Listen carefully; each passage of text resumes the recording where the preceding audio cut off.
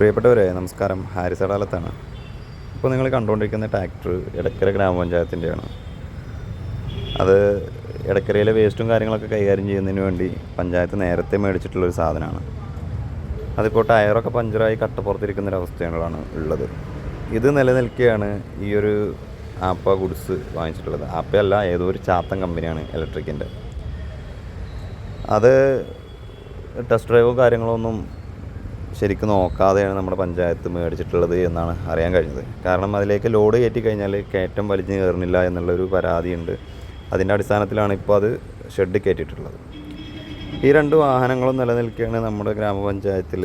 ഒരു സ്വകാര്യ വ്യക്തിയുടെ വാഹനം വാടകയ്ക്ക് എടുത്തിട്ട് ഇപ്പോൾ വേസ്റ്റ് ഹരിതകർമ്മസേന ശേഖരിച്ചുകൊണ്ടിരിക്കുന്നത്. ഹരിതകർമ്മസേനയ്ക്ക് വേസ്റ്റ് കൊടുത്താലും ഇല്ലെങ്കിലും പണം കൊടുക്കണം എന്നുള്ളൊരു നിബന്ധനയൊക്കെ നമ്മുടെ നാട്ടിലുണ്ട്. ഇത്തരത്തിലുള്ള അഴിമതികൾ നമ്മുടെ നാട്ടിൽ നടക്കുമ്പോൾ നമ്മൾ ഇത്തരം കാര്യങ്ങൾ ചർച്ച ചെയ്യേണ്ടതില്ല. പൊതുജനങ്ങൾ ചർച്ച ചെയ്യാൻ വേണ്ടിയിട്ടാണ് ഞാനിപ്പോൾ ഈ ഒരു വീഡിയോ നിങ്ങളിലേക്ക് എത്തിക്കുന്നത്.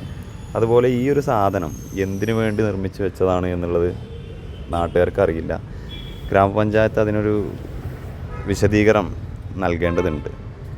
ഇത് നാട്ടിലുള്ള പട്ടിയെ പൂച്ചയെ വളർത്താനാണോ അതല്ലെങ്കിൽ വല്ല പക്ഷികളെ വളർത്താൻ വേണ്ടിയിട്ട് ഗ്രാമപഞ്ചായത്ത് ഡിസൈൻ ചെയ്തിട്ടുള്ളതാണോ എന്നുള്ളതും ജനങ്ങളെ അറിയിക്കേണ്ടതുണ്ട്. ആ ഉത്തരവാദിത്വം നിങ്ങൾ നിറവേറ്റേണ്ടതുണ്ട്.